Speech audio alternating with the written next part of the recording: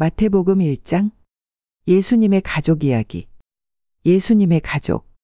마태복음 1장은 예수님의 가족 이야기로 시작해요. 이 내용에는 예수님의 조상들이 어떤 사람들이었는지 나와요. 예를 들어 큰 할아버지인 아브라함과 다윗 왕도 있어요. 이런 내용을 통해 예수님이 중요한 가족 역사를 가지고 있음을 알 수 있어요. 하나님의 특별한 계획. 이 가족은 하나님이 오랜 시간 동안 준비한 특별한 계획의 일부예요.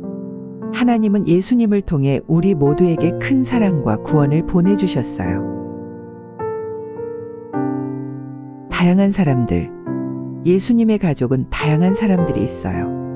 완벽한 사람도 있고 실수를 많이 한 사람도 있어요. 이것은 하나님이 모든 사람을 사랑하시고 모든 사람이 중요하다는 것을 보여줘요. 예수님의 탄생. 이 장의 끝 부분에서는 예수님이 어떻게 태어났는지 이야기해요. 예수님의 엄마는 마리아라고 해요. 마리아는 하나님의 특별한 능력으로 예수님을 가졌어요. 예수님의 아빠는 요셉인데 처음에는 이 일을 이해하지 못했어요. 하지만 꿈에서 하나님이 요셉에게 마리아와 결혼하라고 말씀하셨어요. 예수님의 이름의 의미. 예수님의 이름은 하나님이 구원하신다는 뜻이에요. 예수님이 우리 모두를 위해 오셨어요. 또한 임마누엘이라는 이름도 가지고 있는데 이는 하나님이 우리와 함께 계신다는 뜻이에요. 마태복음 1장은 예수님의 가족 역사와 탄생을 통해 우리에게 중요한 메시지를 전해요. 하나님이 모든 사람을 사랑하시고 예수님을 통해 우리 모두에게 구원을 보내셨다는 걸 기억해요. 그리고 예수님이 우리와 항상 함께 하신다는 것도 중요한 부분이에요. 마태복음 2장. 예수님의 탄생과 위대한 방문. 동방의 박사들. 예수님이 태어난 후 동방에서 박사라고 불리는 현명한 사람들이 별을 보고 예수님을 찾아왔어요. 그들은 이 별이 특별한 왕이 태어난 것을 알리는 신호라고 생각했어요. 왕 헤롯의 반응. 이 소식을 들은 헤롯 왕은 두려움에 떨었어요. 그는 새로운 왕이 자기 자리를 위협할까봐 걱정했어요. 그래서 그는 예수님을 찾아달라고 동방의 박사들에게 부탁했어요.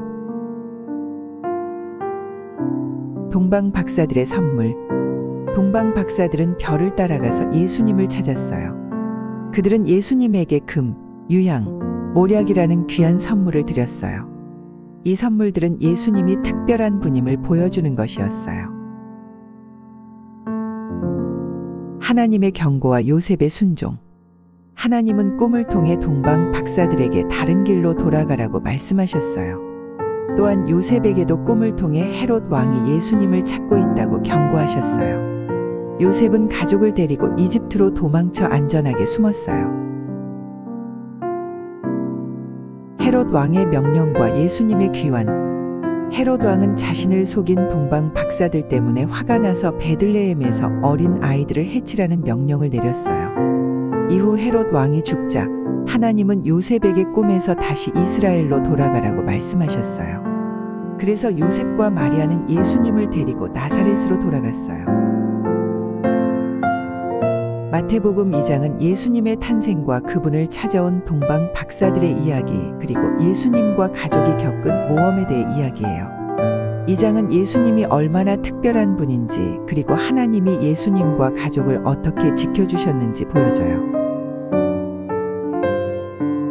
마태복음 3장. 예수님과 세례 요한. 세례 요한의 등장. 마태복음 3장은 세례 요한이라는 특별한 사람의 이야기로 시작해요. 세례 요한은 사람들에게 회개하라고 말했어요. 회개란 잘못한 것을 인정하고 하나님께 돌아가려는 마음을 갖는 것이에요. 세례 요한의 메시지. 세례 요한은 사람들에게 예수님이 곧 오실 것이라고 알렸어요. 그는 사람들에게 물로 세례를 주었는데 이는 새로운 시작과 하나님과의 관계를 개선하려는 상징적인 행동이었어요. 예수님의 세례. 예수님도 세례 요한에게 세례를 받으러 오셨어요. 세례 요한은 처음에는 이 일을 주저했어요. 왜냐하면 그는 예수님이 훨씬 더 위대하다고 느꼈기 때문이에요. 하지만 예수님은 모든 것이 하나님의 계획대로 이루어져야 한다고 말씀하셨어요. 예수님의 세례와 하늘의 음성. 예수님이 물에서 올라오실 때 하늘에서 특별한 일이 일어났어요. 하늘이 열리고 성령이 비둘기처럼 예수님에게 내려오셨어요. 그리고 하늘에서 하나님의 음성이 들렸어요. 하나님은 예수님이 자신의 사랑하는 아들이라고 말씀하셨어요. 마태복음 3장은 세례 요한과 예수님의 세례에 대한 이야기를 담고 있어요. 이 장은 우리에게 회개의 중요성, 새로운 시작을 위한 준비, 그리고 하나님의 사랑과 계획을 보여주고 있어요. 예수님이 세례를 받으실 때 나타난 하늘의 기적은 하나님이 예수님을 특별히 선택하셨다는 것을 보여주는 중요한 순간이었어요. 마태복음 4장. 예수님의 시험과 시작된 사역. 광야에서의 시험. 예수님이 세례를 받으신 후 광야로 가셔서 40일 동안 금식하셨어요. 그곳에서 마귀가 나타나 예수님을 시험했어요. 마귀는 예수님에게 3가지 시험을 제안했어요. 돌을 빵으로 만들라고 하기, 성전 꼭대기에서 뛰어내리라고 하기, 그리고 모든 나라를 주겠다고 제안하기. 예수님의 대답. 예수님은 마귀의 모든 시험에 지혜롭게 대답하셨어요. 예수님은 하나님의 말씀을 인용하며 하나님만을 섬기고 그분의 말씀에만 순종하겠다고 하셨어요. 결국 마귀는 예수님을 떠났어요. 예수님의 사역 시작. 그 후 예수님은 갈릴리로 가셔서 사역을 시작하셨어요. 예수님은 사람들에게 회개하라, 천국이 가까웠다고 가르치셨어요. 이 말은 사람들이 하나님께 돌아가야 할 때라는 것을 의미해요. 첫 제자들의 부름. 예수님은 갈릴리 호수에서 어부인 베드로와 안드레를 만나셨어요. 예수님은 그들에게 나를 따라오라. 너희를 사람 낚는 어부가 되게 하겠다. 고 말씀하셨어요. 그래서 베드로와 안드레는 그물을 버리고 예수님을 따랐어요. 이후 예수님은 야고보와 요한도 부르셨어요. 예수님의 가르침과 기적.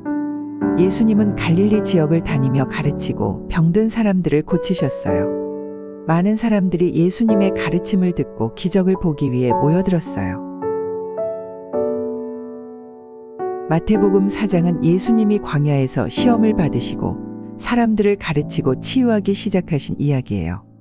이 장은 우리에게 어려움과 시험 속에서도 하나님을 신뢰하고 따르는 것, 그리고 예수님이 우리 모두에게 좋은 소식을 전하러 오셨다는 것을 가르쳐줘요. 마태복음 5장. 예수님의 산상수훈. 팔복. 마태복음 5장은 예수님이 산 위에서 많은 사람들에게 가르치시는 것으로 시작해요. 예수님은 여기서 팔복이라는 8가지 축복에 대해 말씀하셨어요. 이는 가난한 사람, 슬픈 사람, 온유한 사람, 의로운 것을 갈망하는 사람, 자비로운 사람, 마음이 깨끗한 사람, 평화를 만드는 사람, 그리고 의로인의 박해를 받는 사람들이 행복하다는 것을 가르쳐줘요. 소금과 빛. 예수님은 우리가 세상의 소금과 빛이 되어야 한다고 가르치셨어요. 소금은 맛을 내고 음식을 보존하는 역할을 하듯이 우리도 세상에 좋은 영향을 주어야 해요. 빛은 어둠을 밝히듯이 우리도 주변 사람들에게 긍정적인 영향을 주며 하나님의 사랑을 보여줘야 해요. 율법과 예언의 완성. 예수님은 옛 율법과 예언을 폐하러 오신 것이 아니라 완성하러 오셨다고 말씀하셨어요. 예수님은 사람들에게 단순히 율법을 지키는 것을 넘어서 마음에서부터 의를 따르도록 가르치셨어요. 분노, 간음, 이혼, 맹세. 예수님은 사람들에게 분노를 조심하고 간음을 하지 말며 이혼을 함부로 하지 말고 거짓 맹세를 하지 말라고 가르치셨어요.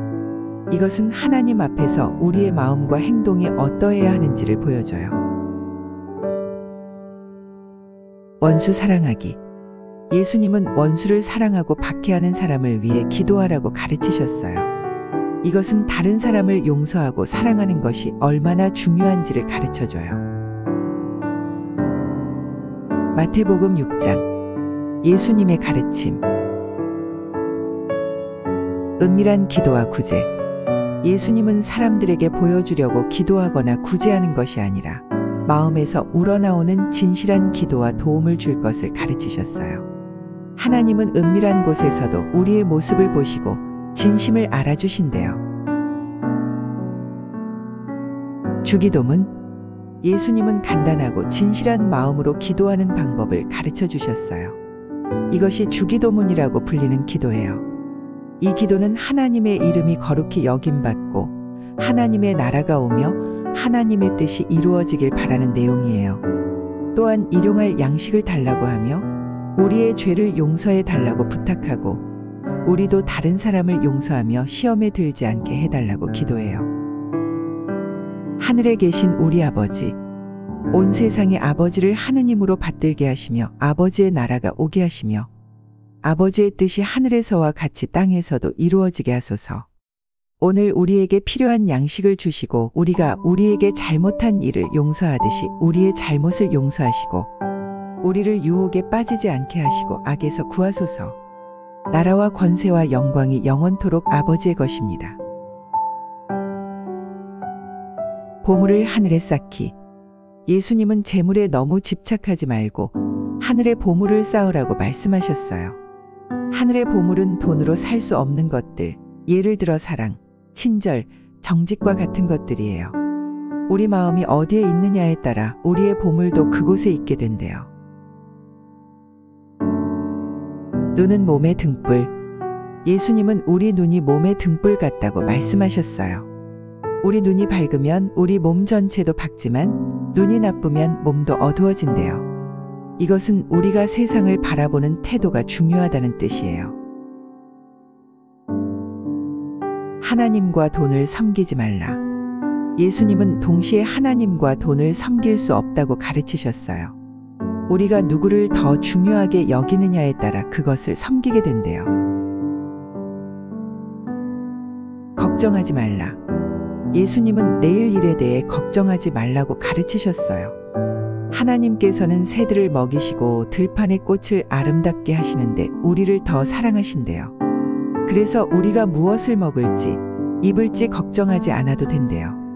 하나님께서 필요한 것을 다 주실 거래요. 마태복음 6장은 예수님이 우리에게 어떻게 살고 기도하고 하나님을 믿어야 하는지를 가르쳐주는 내용이에요. 여기서 예수님은 우리에게 하나님을 믿고 다른 사람을 사랑하며 걱정보다는 믿음을 갖는 것이 중요하다고 말씀하셨어요. 마태복음 7장 예수님의 가르침. 남을 판단하지 말라. 예수님은 다른 사람을 판단하지 말고 우리 자신의 문제를 먼저 해결하라고 가르치셨어요. 다른 사람의 눈에 있는 티를 지적하기 전에 우리 눈에 있는 들보를 보라는 뜻이에요. 무엇이든 구하라. 예수님은 우리가 무엇이든지 구하면 받을 것이고 찾으면 찾을 것이며 문을 두드리면 열릴 것이라고 말씀하셨어요. 이것은 우리가 기도할 때 하나님께서 들어주신다는 것을 의미해요. 금은법. 예수님은 다른 사람에게 우리가 원하는 것처럼 대해주라고 가르치셨어요. 이것이 금은법이라고 불리는데 다른 사람을 존중하고 사랑하는 태도를 가져야 한다는 거예요. 좁은 문과 넓은 문. 예수님은 좁은 문으로 들어가라고 말씀하셨어요. 좁은 문은 하나님의 나라로 가는 길이고 많은 사람들이 찾지 않지만 이 길을 따르면 진정한 삶을 찾을 수 있대요.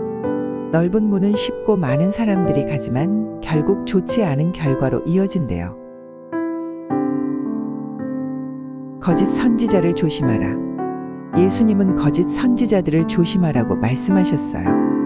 그들은 밖으로는 양처럼 보이지만 속은 이리 같대요. 사람들은 그들의 행동과 결과를 보고 진짜인지 알 수 있대요. 바위 위의 집과 모래 위의 집. 예수님은 그분의 말씀을 듣고 행하는 사람은 바위 위에 집을 짓는 것 같고 말씀을 듣지 않는 사람은 모래 위에 집을 짓는 것 같다고 가르치셨어요. 바위 위에 집은 튼튼해서 폭풍이 와도 무너지지 않지만 모래 위에 집은 폭풍에 쉽게 무너진대요. 이것은 하나님의 말씀을 따르는 것이 얼마나 중요한지를 보여줘요. 마태복음 7장은 예수님이 우리에게 다른 사람을 판단하지 않고 기도하며 서로를 사랑하고 하나님의 말씀에 순종하는 삶을 살도록 가르치는 내용이에요. 이 장에서 예수님은 우리가 어떻게 살아가야 하는지에 대한 중요한 교훈을 주고 있어요. 마태복음 8장 예수님의 기적과 가르침. 나병 환자 치유하기. 예수님은 산에서 내려오신 후 나병 환자를 만나셨어요. 그 환자는 예수님께 치유를 간청했고 예수님은 그를 만져서 나병을 고쳐주셨어요. 이것은 예수님의 사랑과 능력을 보여줍니다. 백부장의 믿음. 로마 군인인 백부장이 예수님께 와서 그의 병든 종을 고쳐달라고 부탁했어요. 백부장은 예수님께서 그저 말씀만 해도 종이 나을 거라 믿었어요. 예수님은 그의 믿음을 칭찬하셨고 그의 종은 곧 나았어요. 베드로의 장모 치유하기. 예수님은 베드로의 집을 방문하셨어요. 베드로의 장모는 열병에 걸려 있었는데 예수님은 그녀를 만져주셨고 그녀는 곧 나아서 손님을 접대했어요. 바람과 파도 잠재우기. 예수님과 제자들이 배를 타고 가는 도중에 큰 폭풍이 일었어요. 제자들은 두려워했지만 예수님은 바람과 바다에게 조용히 하라고 명령하셨고 모든 것이 고요해졌어요. 이것은 예수님의 권능을 보여줍니다. 귀신 들린 사람들 치유하기. 가다라 지방에서 예수님은 귀신 들린 두 사람을 만나셨어요. 예수님은 그 귀신들을 돼지떼에게 보내셨고 돼지떼는 절벽에서 떨어져 죽었어요. 이 일로 마을 사람들은 두려워하며 예수님을 자신들의 지역에서 떠나시게 했어요. 마태복음 8장은 예수님의 기적과 능력을 보여주는 여러 사건들을 담고 있어요. 이 장은 예수님이 병을 고치시고 폭풍을 잠재우시고 귀신들을 쫓아내시는 것을 통해 그분이 얼마나 놀라운 능력을 가지고 계신지 보여줍니다. 또한 백부장의 믿음 같은 이야기를 통해 우리에게 믿음의 중요성을 가르쳐주고 있어요. 마태복음 9장 예수님의 기적과 가르침. 마비된 사람 치유하기. 예수님은 마비된 사람을 만나셨어요. 그 사람의 친구들은 지붕을 뜯고 그를 내려놓았어요. 예수님은 그의 믿음을 보고 그의 죄를 용서하시고 걷게 하셨어요. 마태를 부르시다. 예수님은 세리인 마태를 만나셨어요. 마태는 세금을 걷는 사람이었어요. 예수님은 마태를 제자로 부르셨고 마태는 따랐어요. 단식에 대한 가르침. 사람들이 예수님께 단식에 대해 물었어요. 예수님은 잔치가 있는 동안 손님들이 단식하지 않는 것처럼 예수님이 여기 계실 때는 제자들이 단식할 필요가 없다고 하셨어요. 출혈하는 여자와 자이로의 딸 치유하기. 예수님은 길을 가다가 출혈하는 여자를 만나셨어요. 그녀는 예수님의 옷자락만 만져도 나을 것이라 믿었어요. 그녀는 만지자마자 나았어요. 그 후 예수님은 자이로의 죽은 딸을 살리셨어요. 눈먼 사람과 벙어리 치유하기. 예수님은 눈이 먼 사람 2명과 벙어리를 고치셨어요. 이 기적들은 예수님의 능력을 다시 한번 보여줬어요. 수확할 일꾼의 부족. 예수님은 사람들이 많은데 일할 사람이 부족하다고 말씀하셨어요. 그래서 제자들에게 하나님 나라를 위해 더 많은 일꾼을 보내달라고 기도하라고 가르치셨어요. 마태복음 9장은 예수님이 여러 사람을 치유하시고 새로운 제자를 부르시며 하나님 나라에 대해 가르치시는 내용을 담고 있어요. 이 장은 예수님이 얼마나 자비로우신지 그리고 믿음이 얼마나 중요한지를 보여주고 있어요. 마태복음 10장 예수님의 제자 파견. 예수님은 제자들을 2명씩 짝지어 보내셨어요. 그들에게 병든 사람을 고치고 죽은 사람을 살리고 귀신을 쫓아내라고 하셨어요. 예수님은 그들에게 금, 은, 구리, 돈을 가져가지 말라고 하셨어요. 평화를 전달하라. 예수님은 제자들에게 가는 집마다 평화를 전하라고 하셨어요. 만약 그 집이 그들을 환영한다면 그 집에 평화가 있을 것이고 그렇지 않다면 평화가 그들에게 돌아갈 거래요. 핍박에 대비하라. 예수님은 제자들이 핍박을 받을 수도 있다고 경고하셨어요. 하지만 그들에게 두려워하지 말고 하나님을 신뢰하라고 가르치셨어요. 진리를 말하라. 예수님은 제자들이 사람들 앞에서 무서워하지 말고 진리를 말하라고 하셨어요. 하나님께서 그들과 함께 하실 거래요.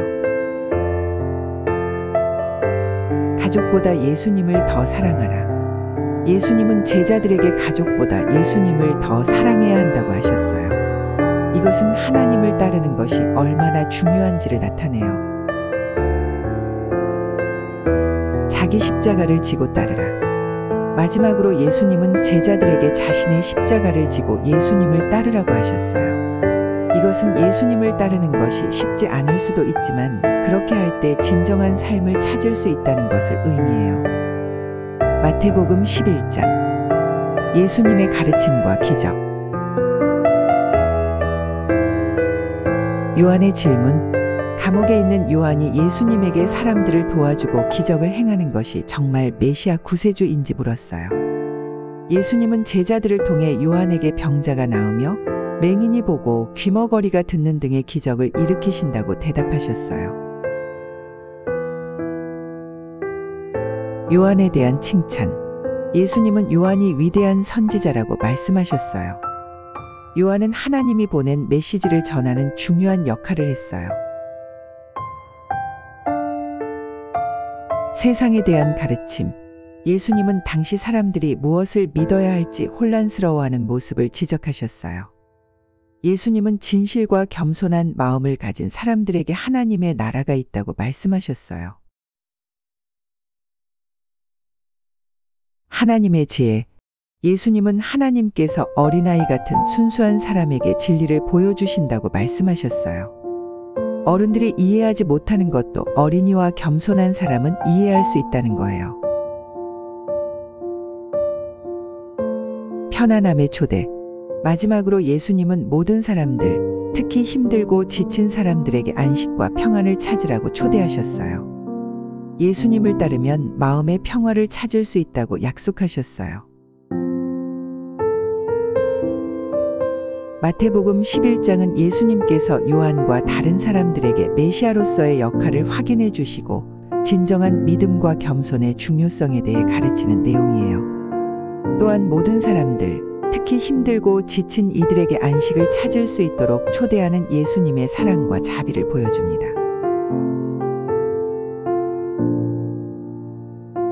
마태복음 12장 예수님의 가르침과 행동.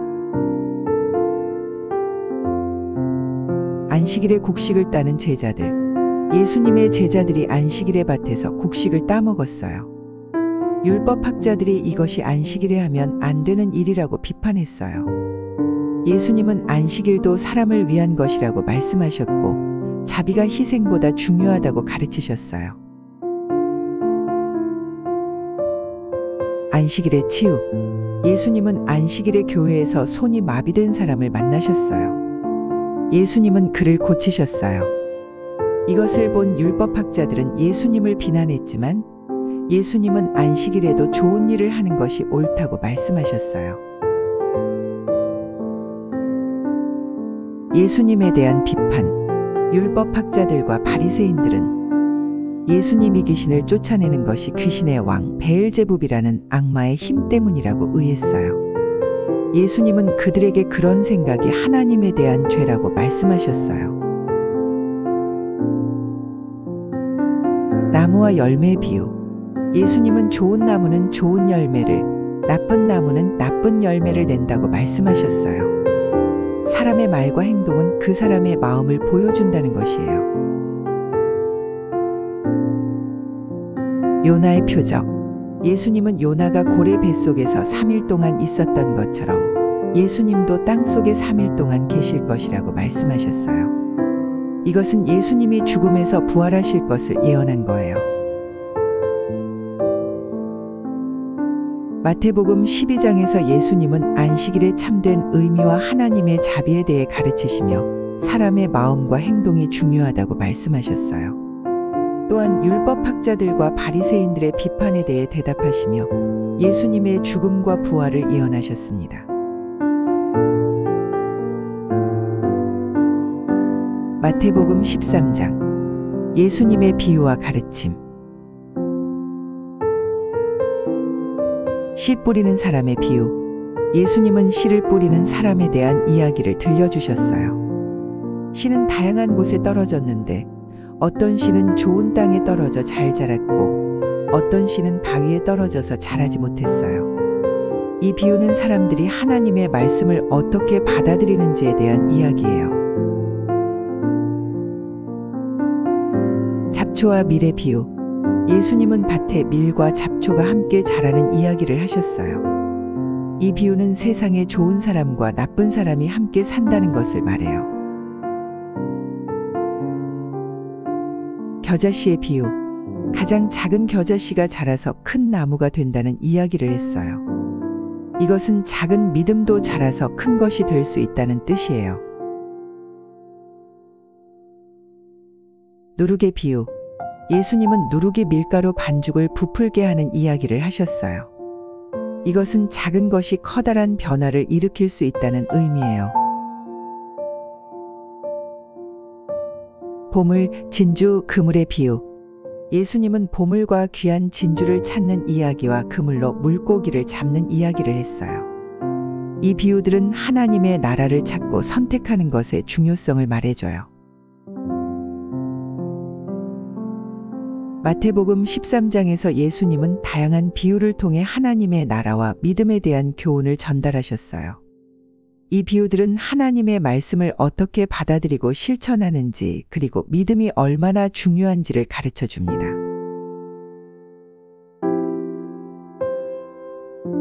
마태복음 14장. 예수님의 기적과 가르침.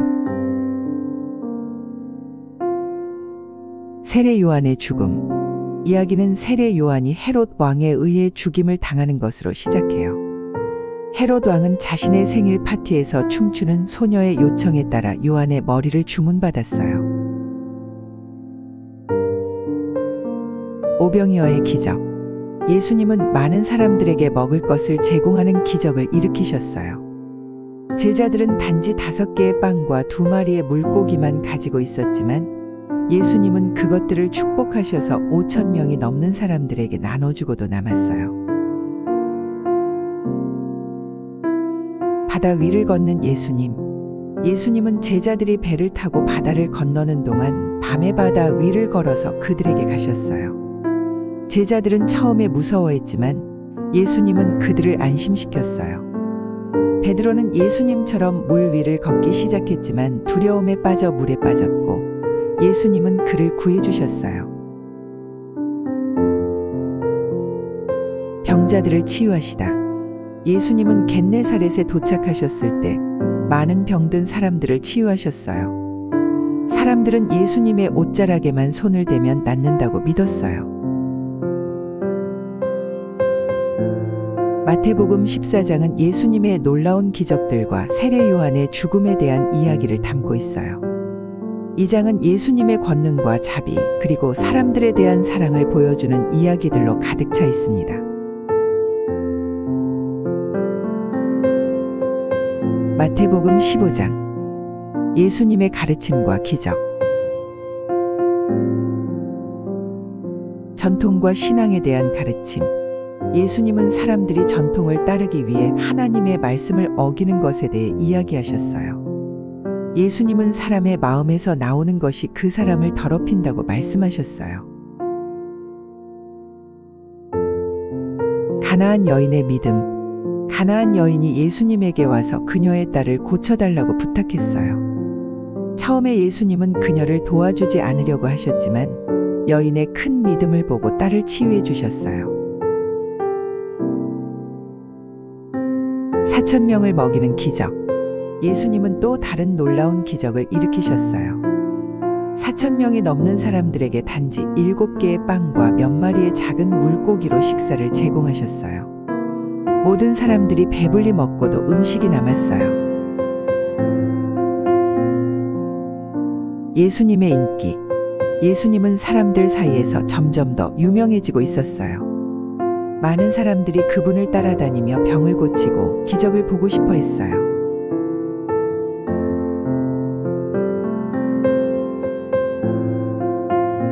마태복음 16장. 예수님의 가르침과 베드로의 고백. 요구되는 표적. 예수님에게 기적을 보여달라고 요구하는 바리새인들과 사두개인들에게 예수님은 요나의 표적만 보여주겠다고 하셨어요. 이는 예수님의 죽음과 부활을 예언하는 것이에요. 누룩에 대한 경고. 예수님은 제자들에게 바리새인들과 사두개인들의 누룩을 조심하라고 말씀하셨어요. 처음에는 제자들은 누룩이라는 단어를 듣고 빵에 대해 이야기하는 줄 알았어요. 누룩은 농부들이 밀로 만드는 식료품이거든요. 하지만 예수님은 누룩을 이용한 그들이 사람들을 오도할 수 있기 때문에 그것을 조심하라고 경고하시는 것이었어요. 베드로의 고백. 예수님은 제자들에게 사람들이 나를 누구라고 하느냐? 라고 물으셨고 제자들은 다양한 대답을 했어요. 베드로는 당신은 그리스도이시며 살아계신 하나님의 아들입니다. 라고 대답했어요. 교회의 기초. 예수님은 베드로의 이 고백을 교회의 기초로 삼으셨어요. 예수님은 베드로에게 이 바위 위에 내 교회를 세우겠다 고 말씀하셨어요. 십자가를 지라는 가르침. 예수님은 자신이 곧 죽임을 당할 것이라고 예언하셨어요. 베드로는 이를 반대했지만 예수님은 베드로를 꾸짖으셨어요.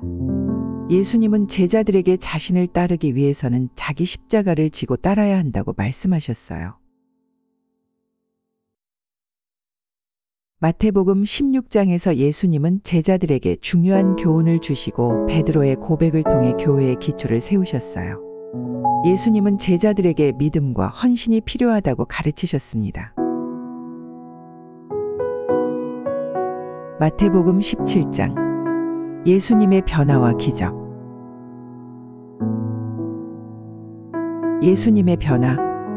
예수님은 베드로, 야고보, 요한과 함께 높은 산으로 올라가셨어요.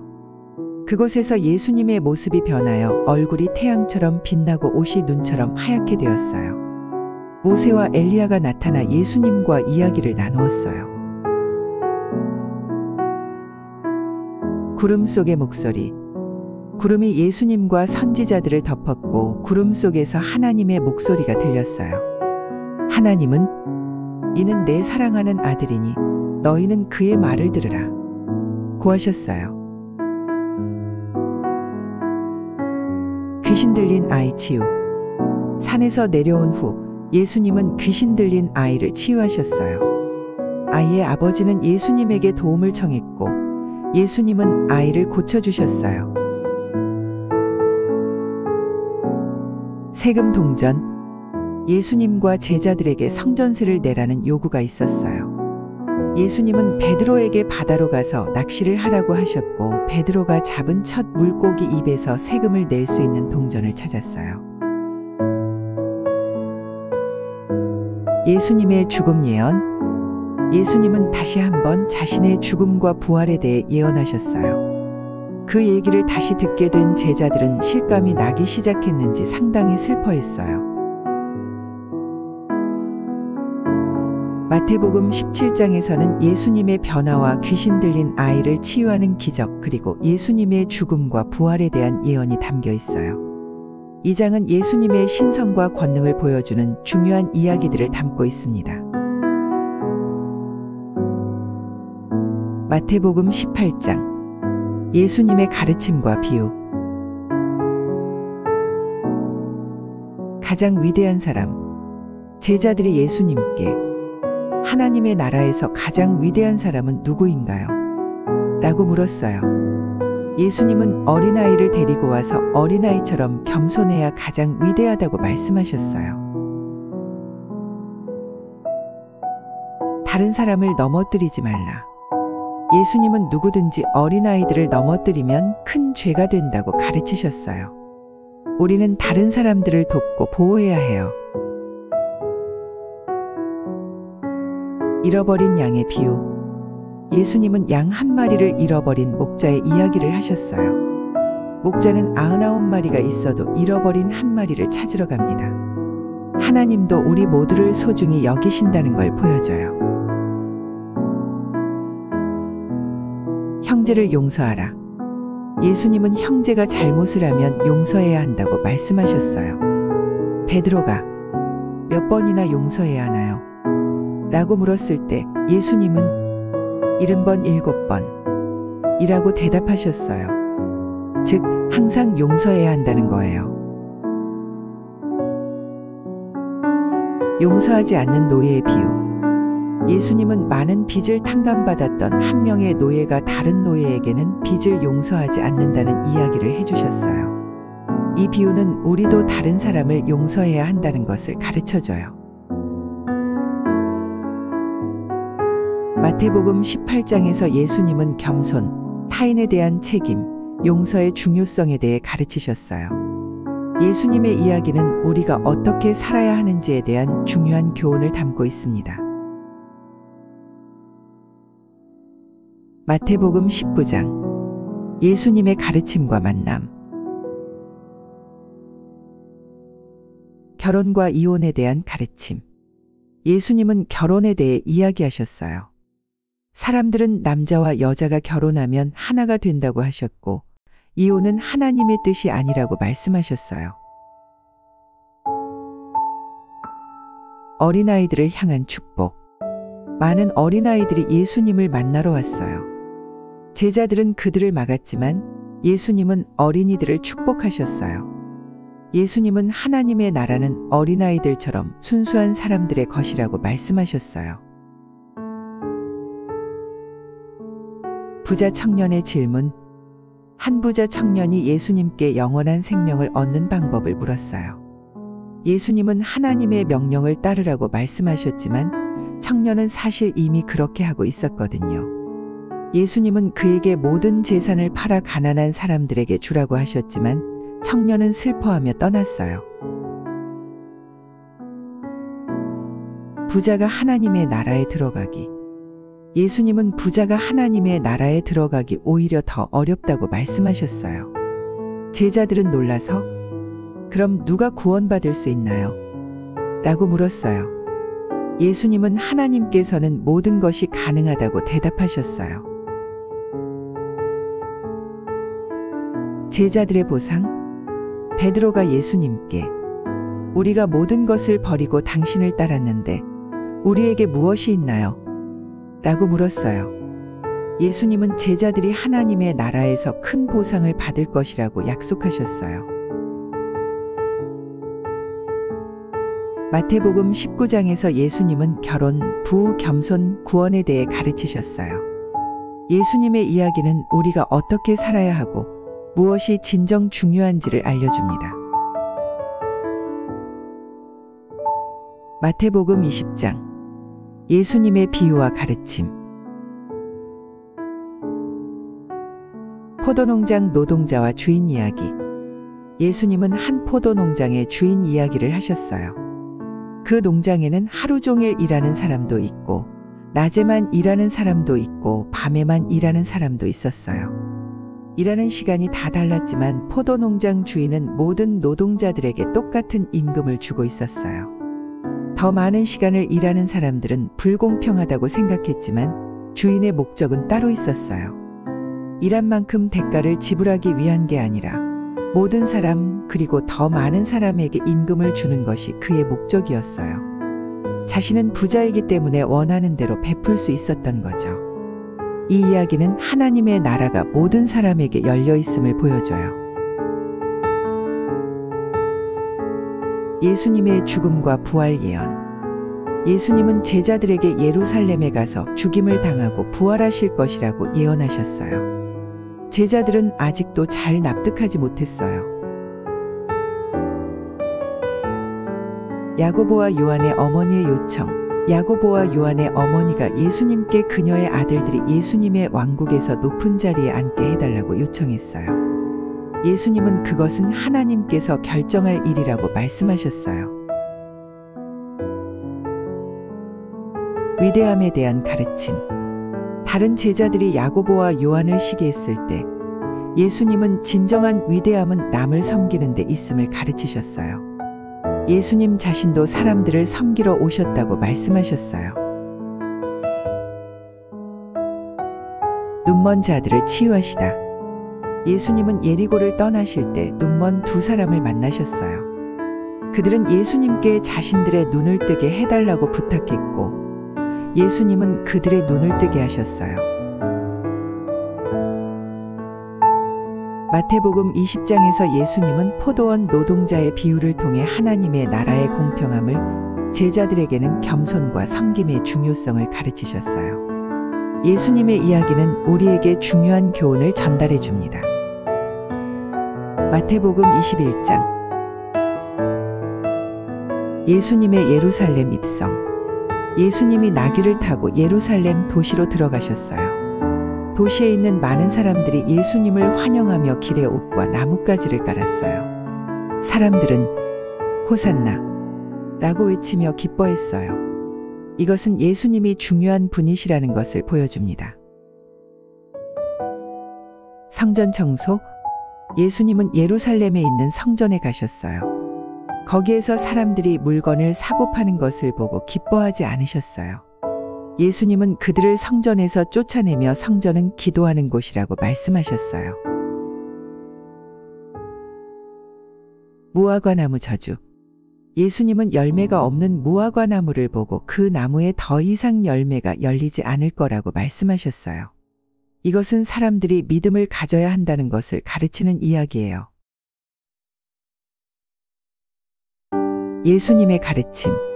예수님은 성전에서 사람들에게 많은 것을 가르치셨어요. 그런데 성전의 대사제들과 백성의 장로들은 예수님의 가르침이 마음에 들지 않아서 그를 해치려고 계획했어요. 무화과 나무의 교훈. 다음 날 제자들은 그 무화과 나무가 말라버린 것을 보고 놀랐어요. 예수님은 이를 통해 믿음의 중요성과 기도의 힘에 대해 가르치셨어요. 마태복음 21장은 예수님의 중요한 가르침과 기적, 그리고 예수님이 얼마나 중요한 분인지를 보여주는 이야기들로 가득해요. 마태복음 22장. 천국의 잔치 비유. 예수님은 천국을 잔치에 비유했어요. 한 왕의 아들의 결혼식에 많은 사람들을 초대했는데 초대받은 사람들은 모두 바빠서 오지 않았어요. 그래서 왕은 거리에 모든 사람들을 초대했어요. 이 이야기는 하늘나라의 모든 사람이 초대받았다는 것을 의미해요. 세금에 대한 예수님의 가르침. 사람들이 예수님께 황제에게 세금을 내야 하는지 물었어요. 예수님은 황제의 것은 황제에게, 하느님의 것은 하느님에게 주어라 고 대답하셨어요. 이것은 우리가 나라의 법을 지키면서도 하느님께 예배해야 한다는 것을 가르쳐요. 부활에 대한 예수님의 가르침. 사두가이파들이 부활에 대해 질문했을 때 예수님은 하늘나라에서는 결혼이 없다고 가르치셨어요. 예수님은 부활이 있음을 강조하셨어요. 가장 큰 계명. 예수님은 가장 중요한 계명은 하느님을 사랑하고 이웃을 자신처럼 사랑하는 것이라고 말씀하셨어요. 이는 우리가 모두를 사랑해야 한다는 것을 가르쳐요. 다윗의 자손에 대한 질문. 예수님은 서기관들과 바리사이들에게 다윗의 자손이 어떻게 그의 주님이 될 수 있는지 물으셨어요. 이것은 예수님이 메시아임을 보여주는 질문이었어요. 마태복음 22장은 예수님이 우리에게 중요한 교훈을 주시는 여러 가지 이야기들로 가득해요. 마태복음 23장. 예수님의 바리사이들과 서기관들에 대한 비판. 예수님은 바리사이들과 서기관들이 하는 일을 비판하셨어요. 이들은 종교 지도자들이었지만 보여주기식으로만 행동하고 진정으로 하느님을 사랑하지 않았어요. 예수님은 그들이 사람들에게 어려운 규칙을 만들고 자기들은 그것을 따르지 않는다고 말씀하셨어요. 위선에 대한 경고. 예수님은 위선자들이 겉으로는 착해 보이지만 속은 나쁘다고 말씀하셨어요. 예를 들어 그들은 겉으로는 기도하는 척하지만 속으로는 다른 생각을 한다고 하셨어요. 진정한 리더십에 대한 가르침. 예수님은 진짜 리더는 남을 섬기는 사람이라고 가르치셨어요. 우리는 다른 사람들을 도와주고 존경해야 한다는 것이죠. 예루살렘에 대한 슬픔. 예수님은 예루살렘 사람들이 하느님의 메시지를 받아들이지 않는 것에 대해 슬퍼하셨어요. 예수님은 그들을 사랑하셨지만 사람들은 예수님을 거부했어요. 하느님의 사랑과 정의. 이 장에서 예수님은 하느님의 사랑과 정의에 대해 말씀하셨어요. 하느님은 우리가 겉모습보다 마음을 중요하게 생각하신다고 가르치셨어요. 마태복음 23장은 예수님이 우리에게 진실되고 겸손한 마음을 가질 것을 가르치시는 이야기예요. 마태복음 24장. 예수님의 종말에 대한 예언. 예수님은 제자들에게 미래에 일어날 큰 변화에 대해 말씀하셨어요. 예수님은 많은 어려운 일들이 일어날 것이라고 예언하셨지만 사람들은 두려워하지 말고 믿음을 유지해야 한다고 말씀하셨어요. 거짓 예언자들에 대한 경고. 예수님은 많은 사람들이 거짓말을 하고 사람들을 속일 것이라고 경고하셨어요. 예수님은 제자들에게 조심하라고 말씀하셨어요. 대재난과 고통의 시기. 예수님은 미래에 큰 어려움이 있을 것이라고 말씀하셨어요. 하지만 예수님은 이 모든 것이 끝나면 좋은 일이 올 것이라고 약속하셨어요. 예수님의 재림. 예수님은 언젠가 하늘에서 다시 돌아오셔서 세상을 구원하실 것이라고 말씀하셨어요. 이때 모든 사람들은 예수님을 볼 수 있을 거예요. 항상 준비하라는 교훈. 예수님은 우리가 언제나 준비하고 깨어 있어야 한다고 가르치셨어요. 우리는 언제나 예수님의 말씀을 기억하고 그분의 길을 따라야 한다는 것이에요. 마태복음 25장. 열 처녀의 비유. 예수님은 10명의 처녀들이 결혼식을 기다리는 이야기를 해주셨어요. 5명은 준비를 잘했고 5명은 준비를 충분히 하지 못했어요. 준비한 처녀들만 결혼식에 참석할 수 있었어요. 이 이야기는 우리가 언제나 준비를 잘하고 깨어 있어야 한다는 것을 가르쳐줘요. 재능의 비유. 예수님은 3명의 종에게 돈을 맡기신 재능 있는 사람의 이야기를 했어요. 2명은 돈을 잘 사용해서 더 많이 벌었지만 1명은 돈을 숨겨서 아무것도 벌지 못했어요. 이 이야기는 우리에게 주어진 것들을 잘 활용하라는 교훈을 줘요. 최후의 심판. 예수님은 사람들이 하느님 앞에서 어떻게 판단받을지에 대해 말씀하셨어요. 좋은 일을 한 사람들은 천국에 들어갈 것이고 나쁜 일을 한 사람들은 벌을 받을 거라고 하셨어요. 배고픈 이에게 먹을 것을 준 사람. 예수님은 배고픈 사람에게 먹을 것을 주고 목마른 사람에게 마실 것을 준 사람들이 천국에 갈 것이라고 하셨어요. 이는 다른 사람들을 도와주는 것이 얼마나 중요한지 가르쳐줘요. 가난한 이를 돌보지 않은 사람.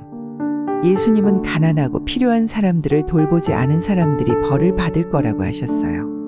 이는 우리가 서로 도와야 한다는 것을 가르쳐줘요. 마태복음 25장은 우리가 어떻게 살아야 하는지, 어떻게 다른 사람들을 도와주어야 하는지에 대해 예수님이 가르쳐 주시는 중요한 내용들이에요. 마태복음 26장. 향유를 부어드리는 여인. 예수님께서 베단이라는 마을에 계실 때 한 여인이 비싼 향유를 예수님의 머리에 부어드렸어요. 이것은 예수님을 존경하는 표시였어요. 유다의 배신. 예수님의 한 제자인 유다는 대사제들에게 예수님을 넘겨주기로 하고 대가로 은화를 받기로 했어요. 이것은 예수님을 배신하는 일이었어요. 최후의 만찬. 예수님과 제자들이 함께 마지막 식사를 했어요. 예수님은 빵과 포도주를 나누며 이것이 자신의 몸과 피라고 말씀하셨어요. 이것은 예수님의 죽음을 기억하는 중요한 순간이었어요. 최후의 만찬은 그림 작품을 통해서도 많은 사람들에게 알려져 있어요. 겟세마네 동산에서의 기도. 예수님은 겟세마네 동산에서 기도하셨어요. 이때 예수님은 매우 슬프고 고민이 많았어요. 제자들은 기도하는 동안 잠들어 버렸어요. 예수님의 체포. 유다가 예수님을 가리키기 위해 예수님의 볼에 입맞춤을 했어요. 이 신호로 로마 군인들과 유대인 지도자들이 예수님을 잡아갔어요. 베드로의 부정. 예수님의 제자 베드로는 예수님을 모른다고 3번이나 말했어요. 이것은 예수님을 부정하는 것이었어요. 예수님의 재판. 예수님은 유대인의 대사제와 로마의 총독 빌라도 앞에서 재판을 받았어요. 많은 사람들이 예수님을 십자가에 못 박으라고 외쳤어요. 마태복음 26장은 예수님의 죽음에 이르는 사건들과 예수님의 사랑과 희생을 보여주는 중요한 이야기들로 가득해요. 마태복음 27장. 유다의 자살.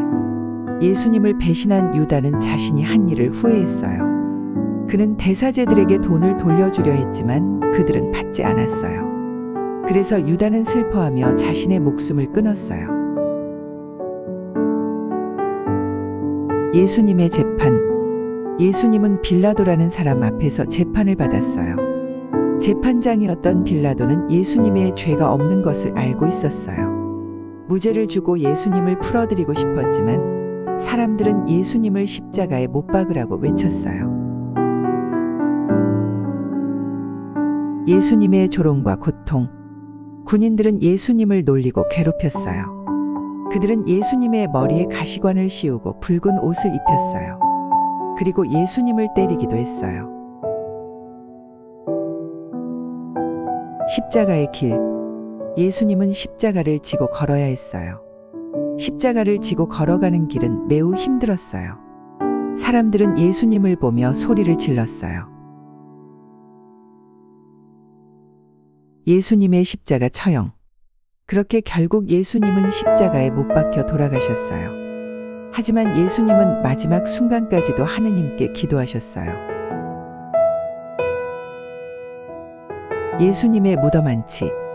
예수님의 몸은 요셉이라는 사람에 의해 한 무덤에 안치되었어요. 그는 예수님의 몸을 깨끗한 천으로 감싸서 무덤에 놓았어요. 마태복음 27장은 예수님이 군중들과 군인들한테 굴욕적인 고통을 당하면서 보내게 되는 마지막 시간과 십자가에 못 박혀서 희생하시는 아주 슬픈 이야기예요. 예수님의 사랑과 용기를 보여주는 중요한 부분이기도 해요.